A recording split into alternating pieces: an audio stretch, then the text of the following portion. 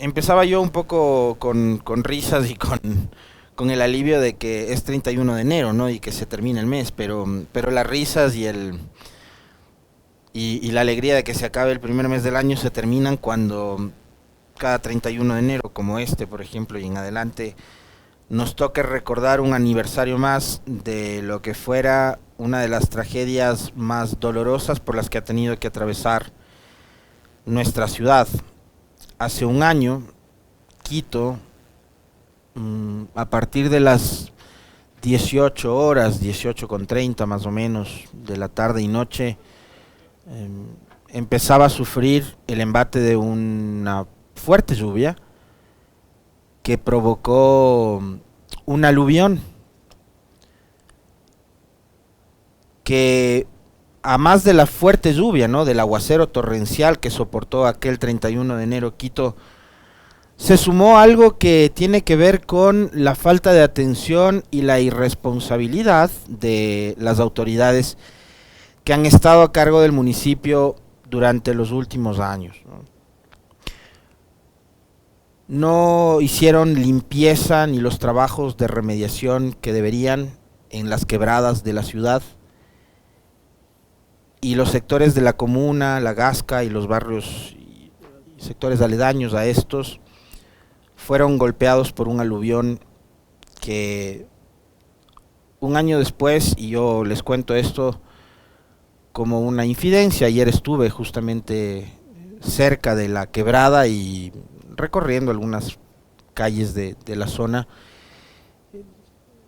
ha dejado unas secuelas muy dolorosas que tienen que ver con, por ejemplo, familias que perdieron a 29 seres queridos, 29 quiteñas, quiteños, algunos de ellos no quiteños, algunos de ellos migrantes que vivían en esta zona de la ciudad y que perdieron la vida, que fueron arrastrados por esa corriente de lodo, de piedras, de agua, de troncos, de basura que se había acumulado en la quebrada, que no fue, como les decía yo hace un momento, remediada por las autoridades municipales, y fueron arrastrados hasta el punto de perder la vida.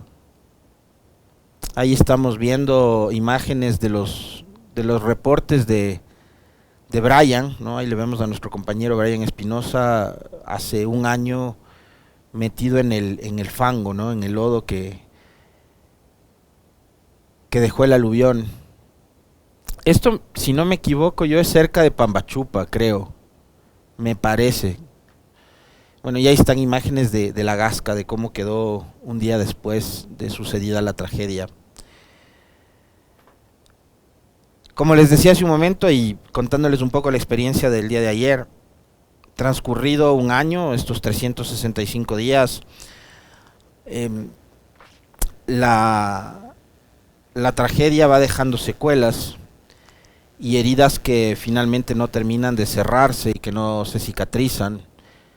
Ayer escuchaba el testimonio de una joven mujer, muy joven, 20 años debe tener, que ella decía que cada vez que llueve, por ejemplo, ayer en la noche llovió en Quito, que cada vez que llueve, y ella vive justamente muy muy cerca de la quebrada, no puede conciliar el sueño o empieza a tener unos ataques muy fuertes de ansiedad porque empieza a revivir nuevamente los momentos que ocurrieron aquel 31 de enero del 2022.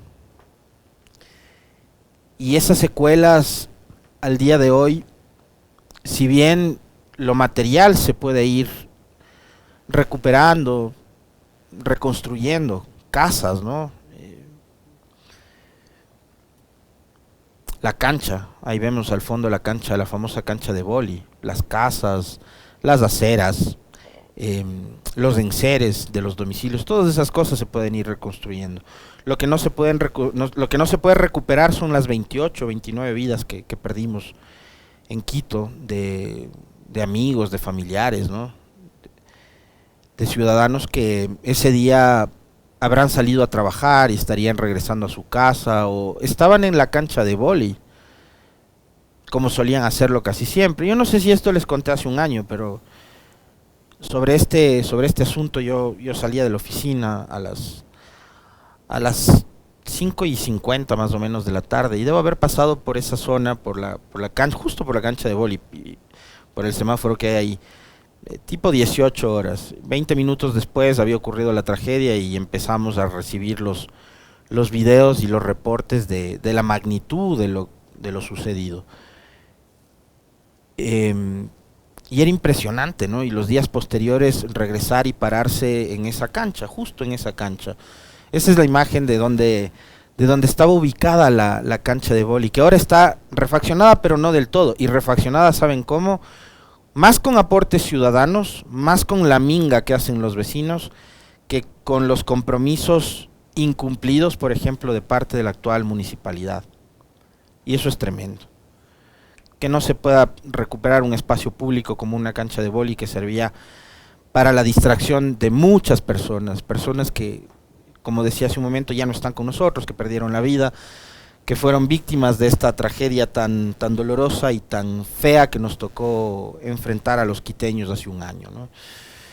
Hoy obviamente las imágenes han cambiado, como les decía yo hace un momento, los bloques del cemento, eh, los postes de luz, las casas, se van recuperando poco a poco. Lo que hay que tratar de recuperar y de que florezca nuevamente es la esperanza y la alegría de esta gente. O sea, el testimonio, por ejemplo, de ayer, de las personas con las que conversamos, es doloroso, que una lluvia para ellos se convierta en una prueba casi.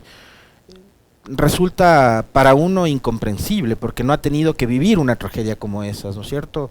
Entonces hay que ponerse también por unos segundos en los zapatos de todos los vecinos y vecinas de sectores como la Comuna, como la Gasca, que hoy, un año después, tienen que, cada vez que llueve, como es la historia de esta niña, volver a recordar y a vivir esos momentos. Hay, como les decía, algunos compromisos incumplidos, notas de prensa que un año después nos hablan de que hay casas sin restaurar, una reactivación bastante tibia, el trauma que está ahí permanente en los ciudadanos, y recordar que esta tragedia provocó daños y perjuicios a al menos 160 familias que resultaron damnificadas. Es indudablemente la mayor tragedia que ha vivido la ciudad de Quito. El hecho de hablar de que 28 personas perdieron la vida y que ya no están resulta realmente trágico, ¿no? Y hoy hay muchos ciudadanos que habitan todavía en esta zona y que están, por ejemplo, esperando que se cumplan los ofrecimientos para su reubicación, porque hay todavía casas, e incluso ayer yo veía esto, cómo se sigue todavía construyendo en terrenos que están muy cerca de quebrada, cuando sobre aquello también se tenía que haber hecho algún trabajo más prudente de parte de las autoridades para evitar, después de la tragedia que ocurrió, que se sigan construyendo en estas zonas. Pero hay que entender también que es la desesperación de los ciudadanos de tener un lugar donde vivir. Pero ahí creo que era necesario el municipio se encargue justamente de cumplir con estos ofrecimientos de poder reubicarlos, ¿no? El municipio había informado que hasta finales del año anterior se había invertido 8.7 millones de dólares en un plan de rehabilitación, reactivación y recuperación para los afectados de la Gasca y la Comuna. Según el municipio, también había entregado al menos 21.000 dólares en materiales de construcción. Bueno, ayer el reclamo era que no sabían qué iba a pasar con, sobre todo estas familias que están, como les digo, muy cerca de la quebrada. Hoy vamos a tener como último invitado a alguien que conoce muchísimo Quito y que sabe bastantísimo sobre el tema de las quebradas, del cuidado de las mismas y demás, que es Paco Salazar. Con él vamos a seguir profundizando sobre este caso en particular para entender si se pudo haber evitado esta tragedia, que de hecho así fue, qué era lo que se tenía que haber hecho para que esto no ocurra, qué es lo que se ha hecho a partir del 31 de enero del 2022, después de la tragedia. Ya, esto, la desatención de las quebradas, el quemeimportismo de las autoridades municipales a los quiteños nos costó 28 vidas y miles de dólares en pérdidas materiales, pero 28 vidas, yo me quedo primero con eso, que eso es irrecuperable, eso no lo vamos a comprar ni con 1 millón, ni con 10, ni con 100 millones de dólares, las vidas se perdieron, punto. Entonces la pregunta es, ¿qué se ha hecho a partir de ahí? ¿Hay en realidad un plan estratégico para la recuperación de las quebradas en Quito? ¿Cuánto se ha invertido? ¿Qué es lo que hace falta?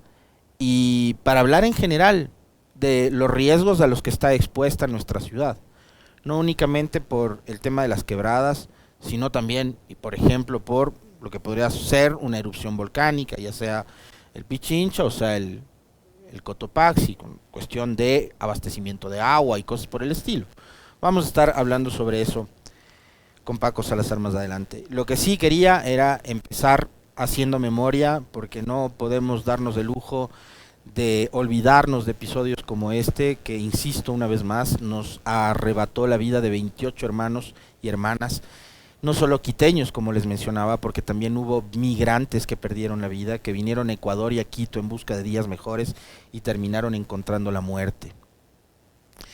Un homenaje para ellos, quienes ya no están, y para los que se quedaron y han tenido que salir adelante a pesar de la tragedia y a pesar de todo el dolor que nos provocó el aluvión y que les provocó, sobre todo a las familias damnificadas. Hablamos de 160, muchos de ellos habrán perdido un padre, una madre, un hermano, una hermana, una hija, un hijo durante aquel aluvión.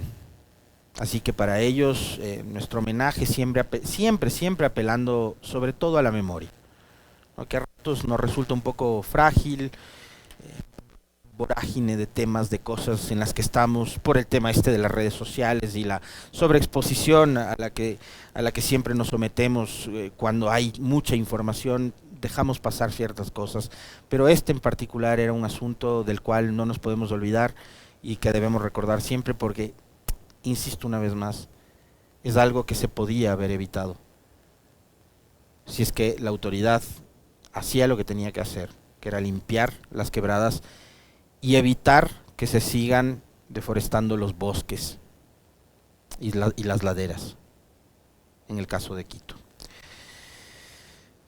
Bien,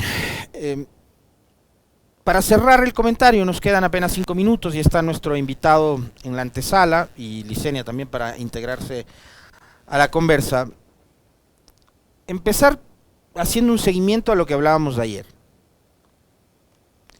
Decirles que el primer mes del año, que termina hoy, 31 de enero, reporta ya 161 asesinatos.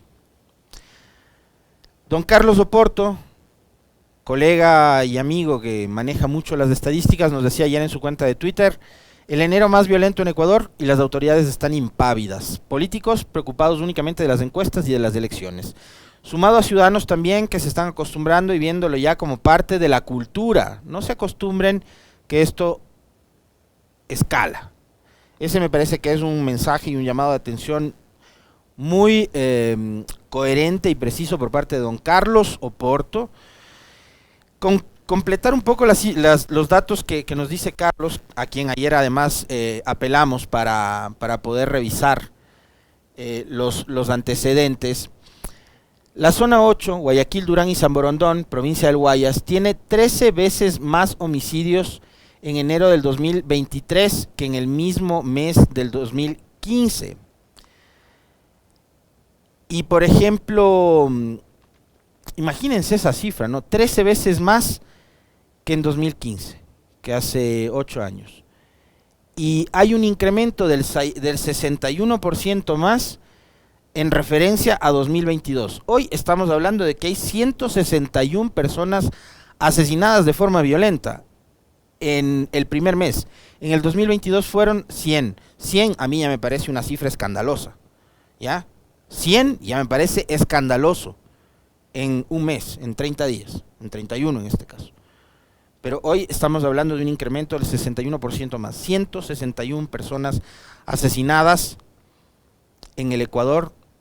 Además, ¿de qué manera, no? Ya vimos ayer en el comentario junto a ustedes, hicimos un repaso de lo que había sucedido, unas masacres, 5 personas asesinadas en una urbanización, otras 5 personas asesinadas en un billar en el Cantón Milagro, y esto lo conversaba yo con una querida amiga que vive en Milagro hace unos días, y ella me decía, estas cosas nunca habían sucedido en Milagro, nunca habían sucedido en Milagro.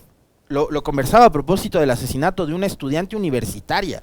¿Recuerdan ustedes hace una semana atrás más o menos que a una estudiante le mataron en uno de los parqueaderos de la Universidad de Milagro?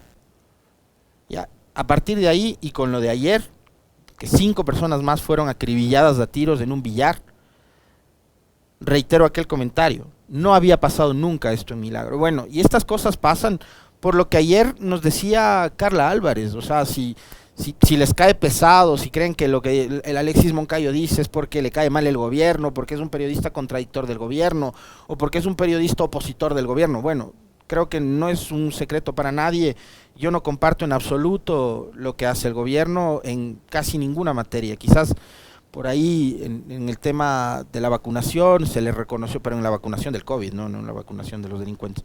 En el tema del COVID se le reconoció algún tipo de prolijidad, de eficiencia, pero escuchemos lo que dicen personas como Carla Álvarez o como Carolina Andrade o como el general Arauz o como el general Altamirano o como el general Mantilla, ex oficiales ya retirados hoy de la policía y del ejército, que dicen que el gobierno no está atendiendo la seguridad como deberían hacerlo, que se la pasan repitiendo discursos muy políticos, pero que no están ejecutando lo que tienen que ejecutar, que no hay recursos, que no hay presupuesto para la policía, porque tenemos una fuerza pública que no tiene patrulleros. Ayer estuve recorriendo San Antonio de Pichincha. ¿Saben qué me encontré en San Antonio de Pichincha? Una de las 200 y pico, 270 me parece que son, UPCs, unidades de policía comunitarias del Distrito Metropolitano de Quito, abandonada. No me lo contaron, no me lo dijo la secretaria de Seguridad del municipio de Quito, que acá lo ha dicho, ya, que el 70% de UPCs en Quito no operan las 24 horas del día. Yo lo constaté ayer, lo vi. La UPC de San Antonio de Pichincha abandonada, botada, eran las 18 horas con 30 minutos, las luces apagadas. Por eso pasa lo que pasa en Milagro, por eso pasa lo que pasa en la zona 8. Por eso es que hoy tenemos 101 personas asesinadas en apenas un mes. Bueno, ¿cuánto más vamos a aguantar así? Van a seguir cruzados de brazos, ministro Zapata, secretario Ordóñez, presidente Lazo. ¿Hasta cuándo vamos a tener que soportar esto? El domingo son las elecciones. El domingo votaremos por la consulta popular. Si gana el sí, espero ver mágicamente que a partir del lunes 6 de febrero se acabe el sicariato en Ecuador. Esa es la oferta. Yo espero ver eso. Si es que gana el sí, que es la tesis del gobierno, que a partir del lunes en el Ecuador no haya un solo asesinato violento. Eso es lo que espero. Eso me han vendido ustedes. Eso es lo que me ha vendido la señora Karen Sichel. A partir del lunes 6 de enero, ni un robo, ni un asesinato, ni un caso de sicariato, cero narcotráfico en el país. Esa es la oferta del gobierno. Cúmplanla en caso de que gane el sí.